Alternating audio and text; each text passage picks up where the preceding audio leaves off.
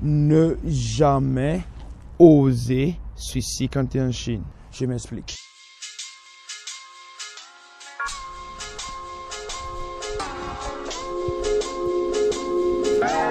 La Chine est assez spécifique et catégorique sur les types de visas qu'ils donnent. On a les visas de travail, visas d'étudiants, visa business, visa de famille. Et pour chaque type de visa qu'ils donnent, ils ont un but précis. Ils t'orientent dans un but précis.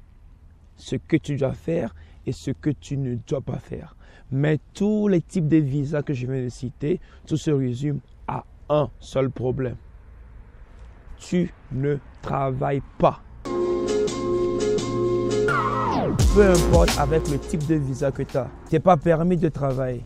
À moins que tu as un visa de travail. Même le visa de travail qu'on te donne, c'est un visa assez strict, assez orienté. C'est un type de visa qui te donne accès de travailler dans une compagnie donnée et dans un domaine assez précis.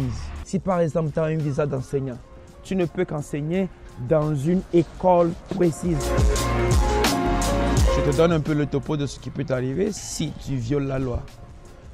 Primo, tu te fais arrêter, tu es en prison et il y a une somme à payer, tu payes 20 000 yuans. Ou dans le pire des scénarios, tu te fais déporter après avoir payé ta somme et en plus on te met sur une blacklist.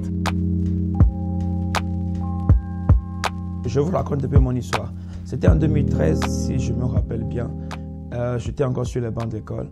Ma scolarité, mon hébergement, mon argent de poche, ma famille payait tout. Il faut dire que c'est un peu cher ici, l'hébergement et puis tout ça. Les frais sont un peu chers ici. On parle des millions là. Je ne peux pas rester les bras croisés. Et pour aider la famille, j'ai décidé de me choper un boulot. En ce moment, sachant bien que la loi ne le permet pas en tant que moi étudiant, ici en Chine, travailler, j'ai pris mon courage à deux mains. Je suis allé à une interview. L'interview a marché. La semaine qui a suivi, ils m'ont demandé de commencer. À peine arrivé au boulot.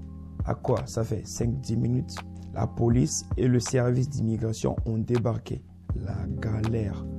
J'étais dans tous mes états. Ils m'ont dit d'arrêter ce que je faisais. Ils m'ont amené au poste. Et là a commencé l'interrogation. Ce qu'on voit dans les films, tu es là dans une pièce, une petite pièce, avec une table, une chaise, et puis il y a juste une lumière dessus.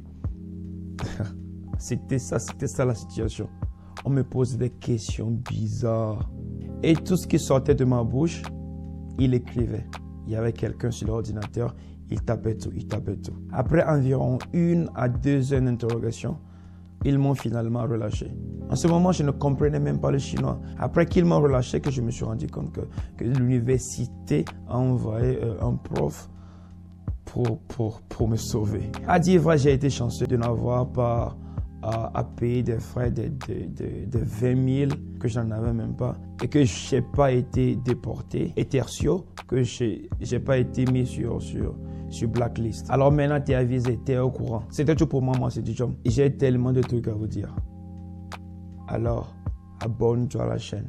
Tu es sûr que tu vas rien rater. Shem. Ce n'est pas le mien, ma